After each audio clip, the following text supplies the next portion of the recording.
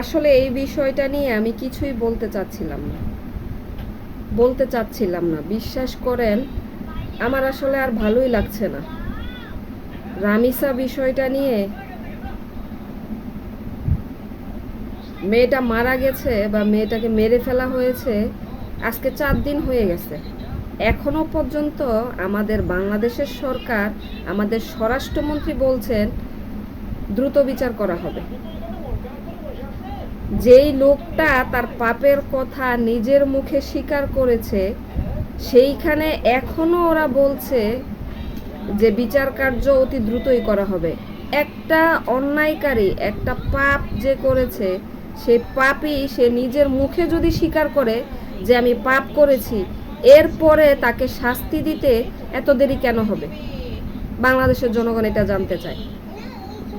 আমি আসলে বলতে চাচ্ছিলাম না এই বিষয়টা নিয়ে। গতকালকে দেখলাম আমাদের প্রধানমন্ত্রী উনি রামিসার বাসায় গিয়েছেন। উনি আশ্বাস করেছেন আপনার মেয়ের বিচার, রামিসার বাবাকে বলছেন আপনার মেয়ের বিচার, আপনার মেয়ের সাথে যা হয়েছে এটার বিচার দ্রুতই সম্পূর্ণ করা হবে, অতি দ্রুত করা হবে। উনি আশ্বাস করেছেন এবং উনি আরও আশ্বাস করেছেন ওনার বড় মেয়ের যে নিরাপত্তা, ওনার বড় মেয়ের যেই লেখাপড়ার যে দায় দায়িত্ব উনি নেবেন। তো উনি বড় মেয়ের দায় দায়িত্ব নিতে গিয়েছেন মূলত। আসলে ব্যর্থ সরকার, বাংলাদেশের বর্তমান সরকার ব্যর্থ সরকার। ওনারা এই 3 মাসে যা করেছে, যা দেখিয়েছে, বাংলাদেশের জনগণ কোনো অবস্থাতেই সন্তুষ্ট না, এটা সবাই জানে, ওনারাও বোঝে। আবার এদিক দিয়ে আমাদের স্বরাষ্ট্রমন্ত্রী বলে আবেগ দিয়ে কিছু হয় না। 7 বছরের মেয়েকে যে কোনো কিছুই বোঝে না, দুনিয়ার সম্পর্কে, দিন সম্পর্কে কোনো কিছুই জানে না, তাকে একটা ধর্ষক রেপ করে গলা মেরে ফেলা হয়েছে।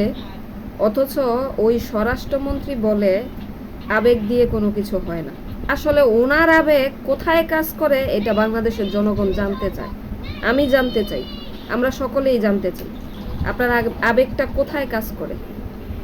আপনার এই যে এই মেয়েটা মারা গেল, আপনার আবেগ কাজ করে না। সীমান্ত হত্যাকাণ্ড ঘটে, আপনার আবেগ কাজ করে না। আরও আপনাদের এই 3 মাসের ভিতরে যতগুলো শিশু মারা গিয়েছে, যতগুলো শিশু রেপ হয়েছে, তাদের এইসব দেখে আপনাদের আবেগ কাজ করে না। আপনাদের আবেগ কোথায় কাজ করে এটা বাংলাদেশের জনগণ জানতে চায়।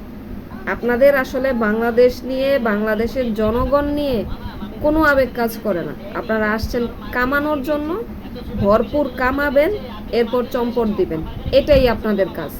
এছাড়া আপনাদের কোনো কাজ হচ্ছে না। আপনি বলছেন আপনার আইন সংস্কার চলছে, আইন সংস্কারের কাজ চলছে। কতদিন লাগে আইন সংস্কার করতে? কতদিন? আপনারা যদি বছর ধরে যদি খালি আইন সংস্কারই করে যান, তাহলে এটা প্রয়োগ কখন করবেন? এটা বাংলাদেশের জনগণ জানতে চায়। আর কি আইন সংস্কার করছেন আপনারা? আপনি বলেন যে দ্রুত যদি আমরা বিচার করি বা আমরা যদি আবেগ দিয়ে কাজ করি, ওই লোকের উপরে জুলুম হয়ে যাবে। একটা রেপিস্ট, তার উপরে আবার কিসের জুলুম? তার পরিবার চায় না সে জীবিত থাকুক। তার পরিবার বক্তব্য দিয়েছেন, করেছেন, মিডিয়া কর্মীদের সামনে গিয়ে মত প্রকাশ করেছেন। তারা বলেছে যে আমরা চাই না এই লোক জীবিত থাকুক, এই লোকের শাস্তি হোক। তার পরিবার বলেছে, রেপিস্টের পরিবার। আর আপনারা বলছেন বিচার প্রক্রিয়া দিন।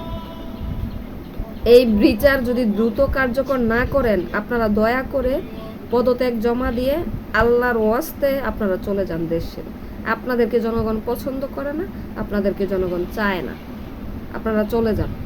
যথেষ্ট হয়েছে। আপনাদের 3 মাসের যে কার্যক্রম আমরা দেখেছি, খুব ভালো করেই দেখেছি। আপনাদেরকে আর প্রয়োজন নেই। এই বাংলাদেশ আপনারা যে চালাতে পারবেন না, সেটার প্রমাণ আপনারা বারবার দিয়েছেন, অহরহ দিয়েছেন। আমি আসলে আর কিছুই বলতে চাই না। এই যে গতকালকেও চট্টগ্রামে একটা ঘটনা ঘটলো, পুলিশের কাছ থেকে জনগণ তাকে টেনে হিঁচড়ে নিয়ে, এইভাবেই আসলে জনগণের দাবি আদায় হতে হবে, এইভাবেই ন্যায্য বিচার করে ফেলতে হবে। পুলিশের কাছে দেওয়ার দরকার নাই।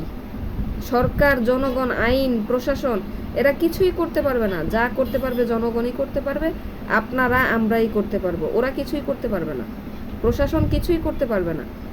আমাদের দাবি, আমাদের ন্যায্য বিচার আমাদেরকেই করতে হবে।